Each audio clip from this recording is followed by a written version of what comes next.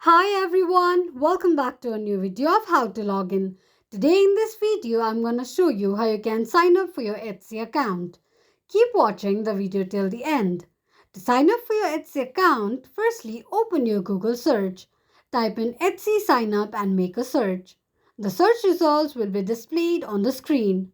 Click on the sign in link shown on the page. It will take you to the sign up page of Etsy. To create your Etsy account, enter your email address and type in your first name. Create a password for your Etsy account and then click on Register. The home page of Etsy will appear on the screen. This is how you can sign up for your Etsy account quickly and easily just in few steps. If you have any thoughts or queries, let us know in the comments section. Don't forget to subscribe to our channel. Also, press the notification bell icon so that YouTube will notify you whenever we post a new video. I hope this video was helpful to you. Thank you so much for watching.